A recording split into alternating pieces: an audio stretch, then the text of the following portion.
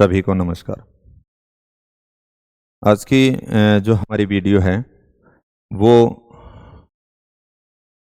हम जो notes revision की जो सीरीज़ है उससे संबंधित है।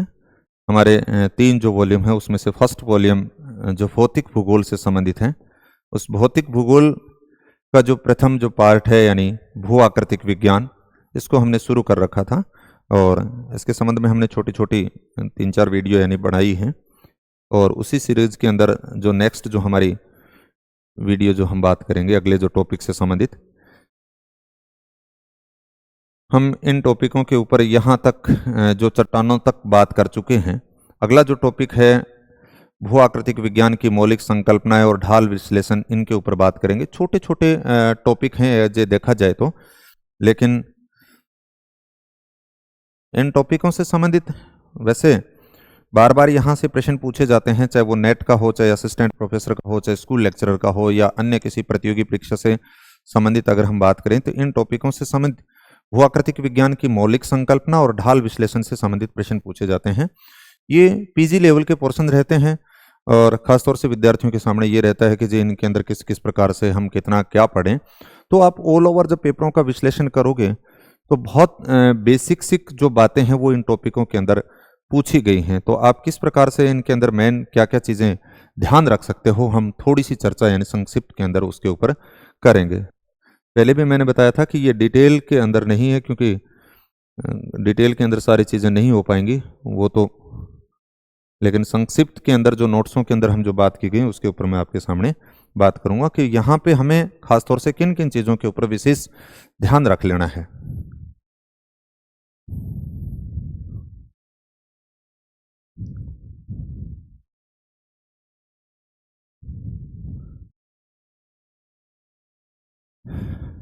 ये महत्वपूर्ण टॉपिक है और इसमें ज़्यादा लंबी चौड़ी बातें तो नहीं है, लेकिन बार बार यहाँ से प्रश्न पूछे जाते हैं। भू आकृति विज्ञान की मौलिक संकल्पनाएं, कैसी कैसी मौलिक संकल्पनाएं हैं, कौन सी हैं जिसको हमें ध्यान में रखना है, यहाँ से बार बार सवाल पूछे जाते हैं।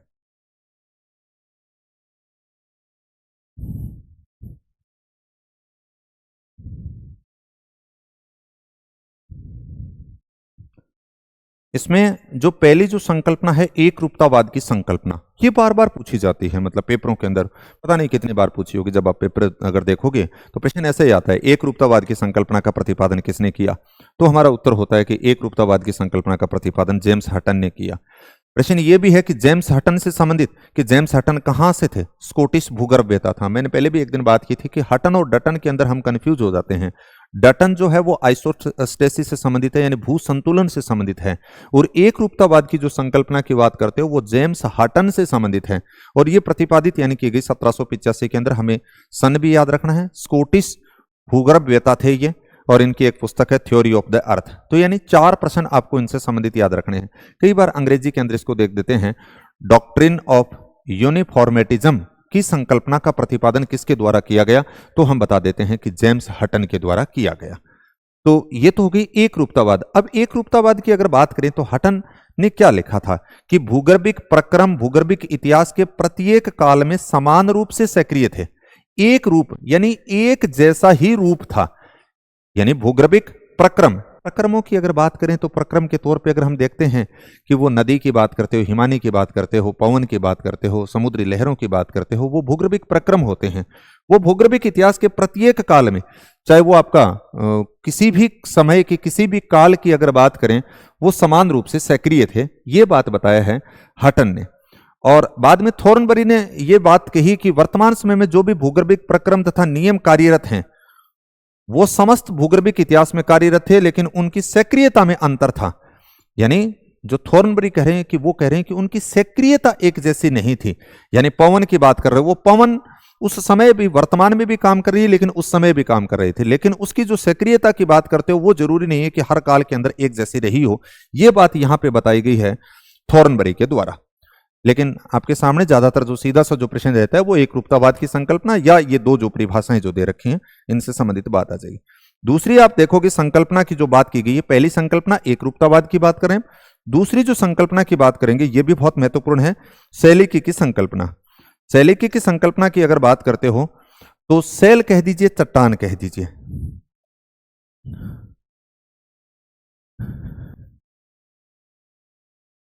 चट्टानें भूगर्भिक इतिहास की पुस्तक हैं।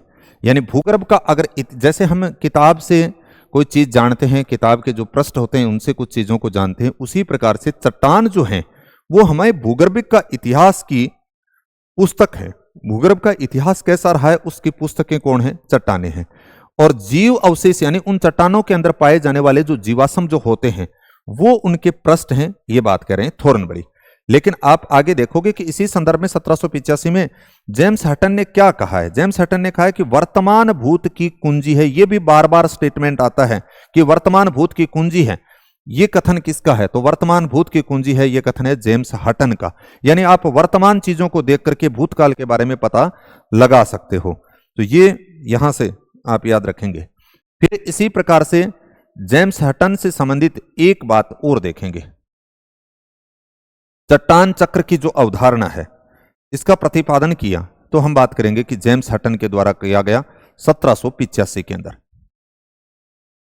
चट्टान चक्र की अवधारणा ये भी बार बार पूछी जाती है 1785 में, किसके द्वारा? जेम्स हटन के द्वारा। और इनका एक कथन था कि न तो आरंभ का कोई चिन्ह है, यानी हम जो भूगर्भिक इतिहास के अंदर जो भी आप सेलें जो देख रहे हो, चट्टानें जो देख रहे हो, वो कब शुरू हुई, कहां से शुरू हुई, उसका न तो आरंभिक चिन्ह हमें नहीं दिखाई दे रहा है, न ही उसके अंत की कोई सीमा है। ये भी हटन के अकॉर्डिंग है। हटन के आपको चार शब्द याद रखने हैं। पहला, एक रूपतावाद की संकल्पना बार बार पूछी जाती है, जेम्स हटन की बात आ गई। 1785 याद रख लेना, स्कॉटिश भूगर्भवेत्ता याद रख लेना। दूसरी हमने देखा कि वर्तमान भूत की कुंजी है, यह शब्द दे तो भी जेम्स हटन है। न तो आरंभ का कोई चिन्ह है, न ही अंत की कोई सीमा है, अगर यह भी बात कहे तो भी हटन की। और चट्टान चक्र की अवधारणा की बात कर रहा है तो इसका मतलब जेम्स हटन की है। तो ये हटन से संबंधित बार बार प्रश्न चार पूछे जाते हैं और अधिकांशतः पेपरों के अंदर तो यहीं से प्रश्न पूछ लिए जाते हैं, इन चार से स्टेटमेंट। इसके अलावा जो अगली हम दो एक रूपतावाद की संकल्पना की बात कर ली, सेलिकी की संकल्पना की बात की, आगे हम देखेंगे भौमिकीय संरचना की संकल्पना। भूमिकीय संरचना की संकल्पना के तौर पे अगर आप देखते हो कि स्थल रूपों के विकास में भूमि की जो संरचना है, जो स्ट्रक्चर होती है, वो महत्वपूर्ण नियंत्रक कारक होती है और स्थल खंडों में प्रतिबिंबित होती है। तो ये कथन किसका है? थॉर्नबरी का है। तो भूमिकीय संरचना की संकल्पना यानी भूमि की जो स्ट्रक्चर होगी वो कठोर है, वो कोमल है, वो किस प्रकार की है, वो आपको निर्धारित करेगी। यानी भूमि की संरचना, उसकी स्ट्रक्चर कैसी है, कोमल है या कठोर है, तो उस संरचना की बात की गई। ये भी एक कंसेप्ट की बात की गई यहां पे भूमि के संरचना की। भवाकृतिक प्रक्रम, भवाकृतिक अगली जो संकल्पना की बात करेंगे वो हम देखेंगे भवाकृतिक प्रक्रम की संकल्पना।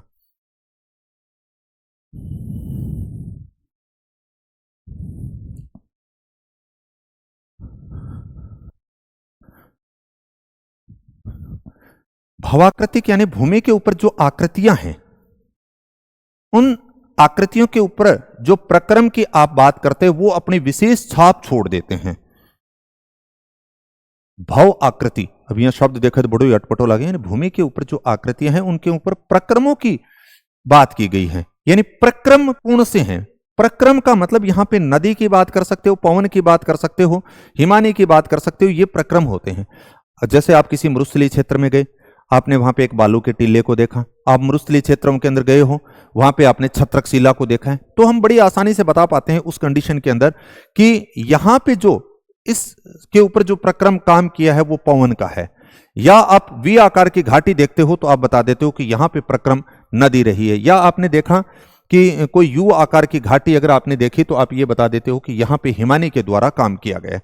तो हम कहते हैं कि भूमि के ऊपर जो आकृतियां होती हैं उनके ऊपर प्रक्रमों का विशेष योगदान रहता है। तो भवाकृतिक प्रक्रम की संकल्पना, ये बात यहां पे बात की गई है थॉर्नबरी की। इसी प्रकार से स्थल रूप प्रकारिकी की जो संकल्पना है, स्थल रूप प्रकारिकी का मतलब होता है कि स्थल रूपों के अंदर सरलता की बजाय जटिलताएं अधिक होती हैं। जैसे अभी मैंने एक छोटा सा एग्जांपल इस प्रकार से दे दिया कि हम जैसे गए हिमानी क्षेत्रों के अंदर गए, नदी क्षेत्रों के अंदर गए, पवन वाले क्षेत्रों के अंदर गए, हमने आसानी से किस चीज़ों को पहचान लिया, लेकिन कुछ चीज़ें ऐसी होंगी कि आपको ऐसे समझ में नहीं आएगा कि ये नदी के द्वारा निर्मित की गई है या हिमानी के द्वारा काम किया गया है या पवन के द्वारा किया गया है। तो कुछ स्थलाकृतियों के अंदर सरलता की बजाय वहां पे आपको जटिलताएं अधिक दिखाई देती हैं, तो उसको हम बोलते हैं स्थलाकृतिक प्रकारिकी की संकल्पना। यानी स्थल रूपों के विकास में सरलता की अपेक्षा जटिलताएं अधिक होती हैं, तो यह कथन है थॉर्नबरी। प्रश्न आपके सामने ऐसा आएगा, स्थल रूप प्रकारिकी की संकल्पना का प्रतिपादन किया या स्थल रूपों के विकास में सरलता की अपेक्षा जटिलताएं अधिक होती हैं, तो किसने बताया? थॉर्नबरी ने।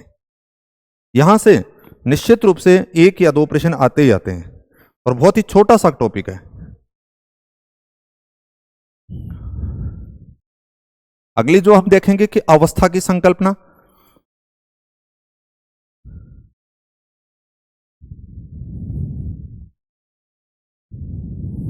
अवस्था की संकल्पना के तौर पे देखें कि भूतल पर विभिन्न अपरदनात्मक जो कारक कार्यरत होते हैं वो कर्मिक स्थल रूपों के, जिनके विकास में कर्मिक अवस्थाओं जैसे युवा अवस्था, प्रौढ़ावस्था, नदी के अंदर हम बात करते हैं वृद्धावस्था, यानी कर्मिक अवस्थाओं की विशिष्ट विशेषताएं होती हैं। हर अवस्था का अपना एक प्रतिफल होता है, इसलिए अवस्था की संकल्पना। जैसे नदी की हम बात कर रहे थे तो हमने देखा था कि नदी अपनी युवा अवस्था के अंदर वी आकार की घाटी, गोर्ज, कैनियन, इस प्रकार की स्थलाकृतियां बनती हैं।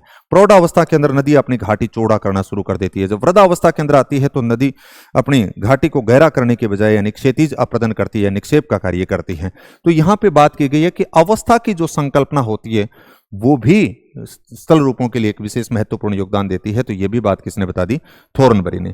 अगले आप देखोगे कि बार बार आता है भावाकृतिक मापक की संकल्पना। तो यह भी स्थलाकृतियों के समय और स्थान का प्रतिफल होती है। भावाकृतिक जो मापक की बात की गई है। स्थलाकृतिक इतिहास की संकल्पना। स्थलाकृति ये बार बार पूछी जाती है। स्थलाकृतिक इतिहास के अंदर देखोगे कि हम स्थलाकृतियों का अगर इतिहास देखें तो ज्यादातर जो स्थलाकृतियां हैं वो नवीन युग की हैं, यानी पुरानी नहीं है। तो प्रश्न आता है कि अधिकतर स्थलाकृतियां नवीन युग की हैं।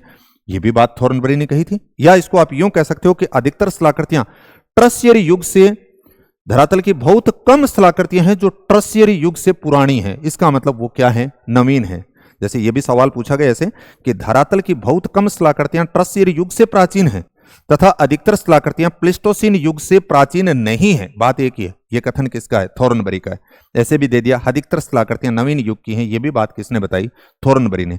यानी स्थलाकृतिक इतिहास को अगर हम अध्ययन करते हैं तो हमारे सामने यह बात आती है कि अधिकतर जो स्थलाकृतियां हैं वो पुराने समय की नहीं है, वो नवीन है, वो ट्रशियरी युग से पहले के बहुत कम है, उसके बाद की ही अधिकतर स्थलाकृतियां हैं। तो ये आ गई। फिर उसके बाद में आप देखोगे नेक्स्ट जो इसमें दे रखा है भवाकृतिक जो समीकरण की बात की गई है उसकी व्याख्या किसके द्वारा की गई है? भवाकृतिक समीकरण का तो ग्रेगरी के द्वारा किया गया। तो ये कुछ संकल्पनाओं से संबंधित हमने यहां पर बात कर ली कि स्थलाकृतियों की व्याख्या है तो भवाकृतिक समीकरण का प्रतिपादन किया। यह भी कई बार प्रश्न पूछ लिया गया है, तो केजे ग्रेगरी के द्वारा। तो ये एक छोटा सा जो टॉपिक हमने भू आकृतिक विज्ञान की जो संकल्पना के संदर्भ में बातें कर ली।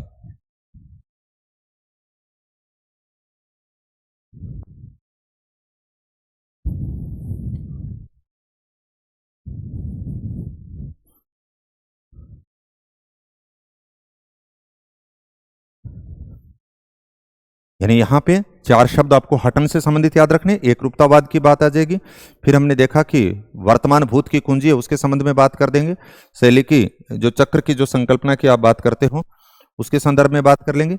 या फिर हम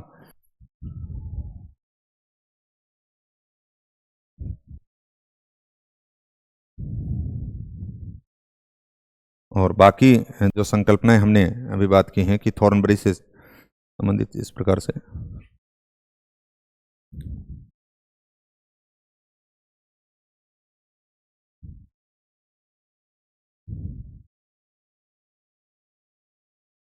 ये जो संकल्पना से संबंधित हमने जिक्र कर लिया। एक रूपतावाद की बात आ गई, फिर उसके बाद में सेलेकी की संकल्पना। नेक्स्ट जो संकल्पना का हमने जिक्र किया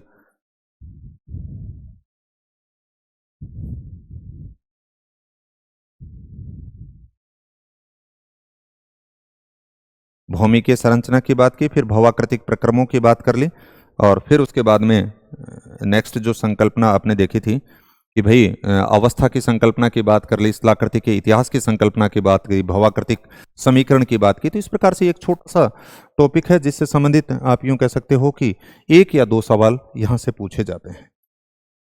अगला जो नेक्स्ट टॉपिक है बहुत ही छोटा सा है ये भी, और इस टॉपिक के अंदर भी अगर हम देखें तो किस किस प्रकार के प्रश्नों को आपको ध्यान में रखना है। ढाल विश्लेषण से संबंधित बात की गई है। ढाल किसको कहते हैं, ढालों का वर्गीकरण कैसे किया गया है, फिर ढाल के तत्व कौन से होते हैं, ढाल प्रक्रम की संकल्पना, ढाल विश्लेषण से संबंधित मॉडल सबसे महत्वपूर्ण इसके अंदर यह है, और यहां से बार बार सवाल पूछे जाते हैं।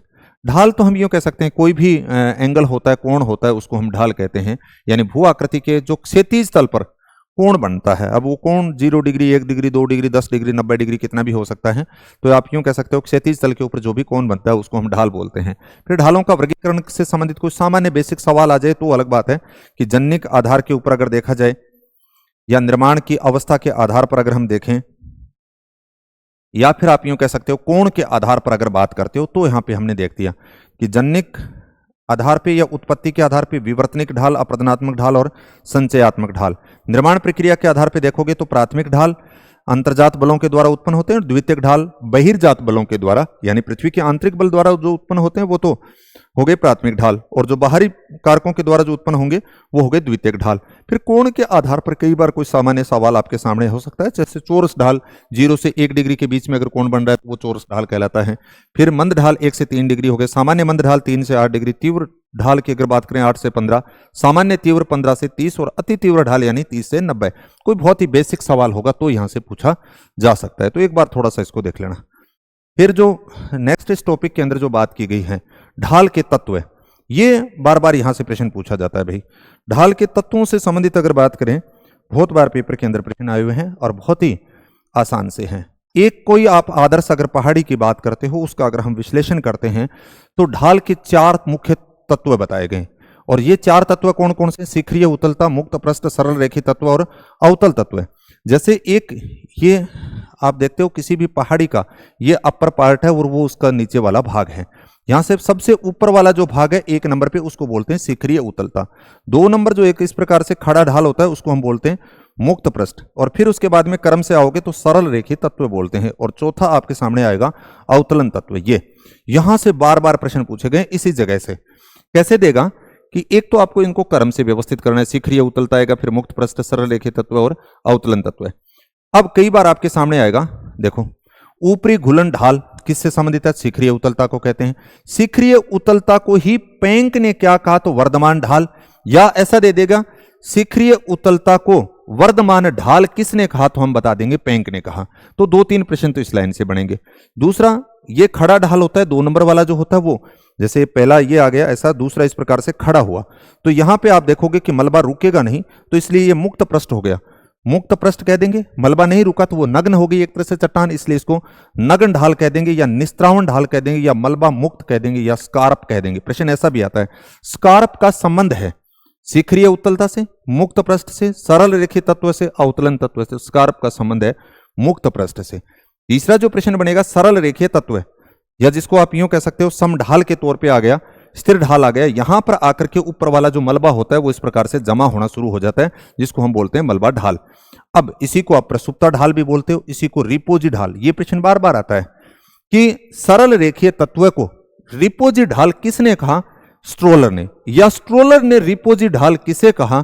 तो आप देखोगे कि सरल रेखीय जो तत्व वाला था उसी को स्ट्रोलर ने रिपोजी ढाल कहा। ये तीसरा प्रश्न यहां पे हो गया। अगला जो आप बात करेंगे अवतलन तत्व या अक्षीयमान तत्व की बात करेंगे, या अधय घुलन ढाल की बात करेंगे, या घाटी तलागार की बात करेंगे, तो ये चौथा आ जाएगा। तो ये सबसे महत्वपूर्ण ढाल के 4 तत्वों की बात की गई है।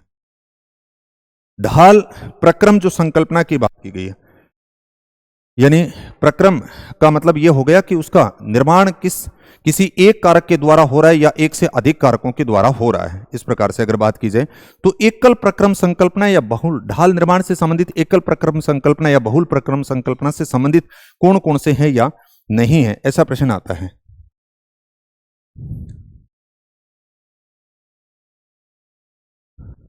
जम्मा सोरस है बात देखोगा तो एक लो ही बैठे, एक सूत्र लिखे छोटो सो। बहुल मतलब तो बोड़ा सारा कह दियो, बॉलिंग कह देंगे, बहुत सारी बॉलिंग करनी पड़ती है, वो बहुल के अंदर आ जाएगा। एकल प्रक्रम के अंदर बार बार साथ में ये आता है, एकल प्रक्रम के अंदर देखोगे हार्टन, गिलबर्ट, लोसेन, फेनमैन ये हैं एकल प्रक्रम, यानी ढाल का विकास किसी एक ही प्रक्रम से नहीं हुआ, एक ही प्रक्रम से हुआ है, वो तो हो गए एकल प्रक्रम वाले। बहुल वाले ये कहते हैं कि ढाल का निर्माण किसी एक प्रक्रम से नहीं हुआ, ढाल के निर्माण के अंदर एक से अधिक प्रक्रमों का योगदान रहा है। तो एकल प्रक्रम के अंदर से संबंधित कौन कौन से हैं, तो आपको एक सूत्र याद रखना है, हार्टन, गिल्लो, लसन, फैन के नीचे छुल है, एक लो ही बैठे और कोई याद को नहीं सके, तो इसका मतलब हार्टन, तो हार्टन कर दिया, गिल्लो का मतलब गिलबर्ट कर दिया, लसन का मतलब लोसेन कर दिया, फैन का मतलब फेनमैन हो गया, और अकेला बैठा है। तो ये आपको एकल प्रक्रम संकल्पना से संबंधित याद रह जाएंगे। और बहुल के अंदर याद रखोगे तो बोलिंग आ जाएगी, यानी बड़ी सारी करनी पड़े बोलिंग। तो प्रश्न कैसे आता है कि ढाल प्रक्रम संकल्पना से संबंधित एकल प्रक्रम संकल्पना से संबंधित नहीं है, जैसे उसने दिया हार्टन, गिलबर्ट, लोसेन और बोलिंग, तो हमें देखते ही समझ में आ जाएगा कि ये बोलिंग जो है वो बहुल से संबंधित है। तो ढाल प्रक्रम से संबंधित ये 2 सवाल ऐसे बनते हैं। नेक्स्ट जो इस टॉपिक के अंदर सबसे महत्वपूर्ण जो सवाल बनेंगे वो हम जो बात करेंगे वो ढाल विश्लेषण से संबंधित मॉडल या सिद्धांतों की बात करेंगे। ये सबसे महत्वपूर्ण है। यहां से संबंधित 1 या 2 सवाल पेपर के अंदर पूछे जाते हैं। जनरली जो यहां से जो सवाल पूछे जाते हैं वो मॉडल का नाम दिया जाता है और किससे संबंधित है उससे संबंधित बातें की जाती हैं। तो यहाँ पे सबसे पहले अगर देखें तो ये बार बार पूछा गया है, बहुत बार पेपर के अंदर पूछा गया, पहाड़ी ढाल चक्र सिद्धांत या पेडिप्लेशनेशन चक्र सिद्धांत किसने दिया, तो एल.सी. किंग ने दिया था। कहाँ के अध्ययन पे आधारित है, दक्षिणी अफ्रीका के अध्ययन पे आधारित है, 1948 के अंदर। मॉर्फोलॉजी ऑफ द अर्थ इनकी पुस्तक थी। एल.सी. किंग ने भी 4 प्रकार बताए, जैसे वहां पे हम पहले अभी करके आए थे ना, शिखरीय उत्तलता, फिर दूसरा को जो किया था जो मुक्त पृष्ठ की बात कर रहे थे, सरल रेखी तत्व की बात कर रहे थे, अवतलन की बात कर रहे थे। इन्होंने ऐसे शब्द काम में नहीं लिए, इन्होंने 4 अलग नाम लिए हैं। एक तो पहाड़ी शिखर, ऊपरी ऊपर वाला जो शिखरीय उत्तलता हम जो जनरल क्लासिफिकेशन के अंदर किया था। दूसरा जो मुक्त पृष्ठ है उसको यहाँ पे इन्होंने कगार नाम दिया है। और तीसरा जो सरल रेखी तत्व था उसको इन्होंने मलबा ढाल दिया है। और चौथा जो अवतलन तत्व था उसको इन्होंने पेडिमेंट या पेडिप्लेशन नाम में दिया है। इसलिए हमने यहाँ पे एक सूत्र लिख दिया, कर्म से सिखमल पेडिवाल, सिखमल पेडिवाल। तो सी का मतलब पहाड़ी शिखर, क का मतलब कगार, मल का मतलब मलबा ढाल और पेडी का मतलब पेडिपेंट या पेडिप्लेनेशन। ये बहुत ही महत्वपूर्ण है, बार बार आता है कि पहाड़ी ढाल चक्र सिद्धांत का प्रतिपादन किसने किया, तो एल.सी. किंग ने। या पेडिप्लेनेशन चक्र का सिद्धांत किसने किया, एल.सी. किंग ने। एल.सी. किंग ने ढाल के कौन कौन से 4 भाग बताए या कौन से हिस्से बताए, तो ये हम देखेंगे कि पहाड़ी शिखर, फिर कगार, मलबा ढाल और फिर पेडिमेंट या पेडिप्लेनेशन। फिर उसके बाद में थोड़ी सी इस टॉपिक के अंदर और आगे जो देखेंगे, अगले जो सिद्धांतों की जो बात की गई है, ढाल पत्तन सिद्धांत बार बार पूछा जाता है, किसका है, ढाल पत्तन से संबंधित देखेंगे तो डेविस का है। ढाल पत्तन सिद्धांत डेविस का, और ढाल प्रतिस्थापन सिद्धांत पेंक का है। उड़ की संकल्पना यानी मुक्त पृष्ठ का निवर्तन क्रमिक रूप से होता है, यह बात किसके द्वारा की गई है, उड़ के द्वारा की गई है। सेवेजियर की जो संकल्पना है, ये ढाल विकास में समानांतर निवर्तन और ढाल पतन, इन 2 की बात एक साथ में कौन कर रहा है, सेवेजियर की संकल्पना के अंदर बात की गई है। फिर उसके बाद में अगला जो आप यहां पे देखेंगे, प्रक्रम अनुक्रिया मॉडल, प्रक्रम अनुक्रिया मॉडल।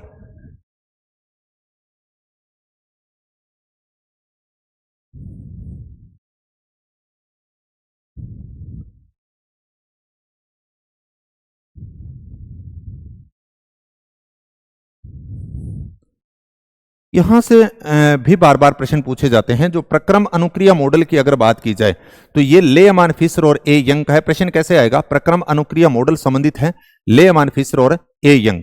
ये सारे स्टार लगाए हुए हैं, सारे ऐसे प्रश्न पूछे गए हैं और इनको बार बार आपको रिवीजन करना है। अन्नाच्छादनात्मक ढाल संकल्पना, या इसी को आप ढाल उद्भेदन संकल्पना कह सकते हो, या इसी को ढाल मूल्यांकन मॉडल कह सकते हो। ये किसका है, वुड का है। वुड उड में चक्कर में ना पड़ जाइयो। अन्नाच्छादनात्मक ढाल संकल्पना या ढाल उद्भेदन संकल्पना कह दे या ढाल मूल्यांकन संकल्पना कह दे, किसकी बात करेंगे, वुड की। फिर ए यंग का जो मॉडल दिया गया है उसमें 3 चीजों की बात की गई है। यानी इसने ढाल पतन जो डेविस की बात कर रहे थे, ढाल प्रतिस्थापन जैसे पेंक की बात कर रहे थे, ढाल में समानांतर निवर्तन की हम बात करके आए थे। तो इसका मतलब ढाल पतन, ढाल प्रतिस्थापन, ढाल में समानांतर निवर्तन, ये बात की गई है ए यंग के अंदर। यहां से भी सवाल पूछे जाते हैं, जैसे ऐसा सवाल भी आया हुआ है कि ए यंग के अनुसार ढाल पतन की अवस्था में अवतलता का विस्तार, एक होती है ऊपरी भाग, जैसे ये अवतलता हो गया, ये नीचे वाला अवतलता की जो बात कर रहे हो ये तो उत्तलता वाला हिस्सा था। तो यहां पे बात की गई है कि ढाल पतन वाली जो स्टेज आती है उस अवस्था में अवतलता का विस्तार कितने प्रतिशत होता है। पूछा गया, नेट के पेपर में पूछा गया 20%, और उत्तलता का विस्तार उस कंडीशन में होता है 10%। लेकिन जब ढाल प्रतिस्थापन की स्थिति आती है उस अवस्था में अवतलता का विस्तार जो 20 वाला था वो बढ़ करके हो गया 60, और उत्तलता वाला जो विस्तार था वो 10 से घट करके हो गया 5% भाग पे। तो आपके सामने ऐसा प्रश्न आएगा, ए यंग के अनुसार ढाल प्रतिस्थापन की अवस्था में अवतलता का विस्तार कितने प्रतिशत भाग पे होता है? तुम्हारा उत्तर रहता है 60% भाग पे। ऐसे प्रश्न बनेंगे। और फिर विवर्तनिक या भवाकृतिक मॉडल या टेक्नोजियोमेट्रिक किसका है? मोरिसावा का। खंडकालीन मॉडल की बात करें तो सूम का, और कंपोजिट मॉडल की बात करें तो पामक्विस्ट की बात आ गई। तो ये कुछ इससे संबंधित यानी छोटे छोटे यानी सिद्धांतों के बारे में हम थोड़ी सी बातें कर ली।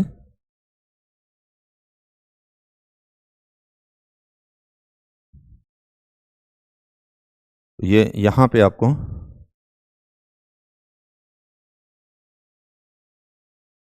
ढाल की बात कर ली, ढाल के वर्गीकरण से संबंधित बात की, ढाल के कौन कौन से तत्व हैं उनसे संबंधित बात की, और ढाल प्रक्रम से संबंधित प्रक्रियाएं कौन सी थी, संकल्पनाएं कौन सी थी उसके ऊपर बात कर ली, और ढाल विश्लेषण से संबंधित जो मॉडल हैं उनके संदर्भ में हमने बात की। धन्यवाद।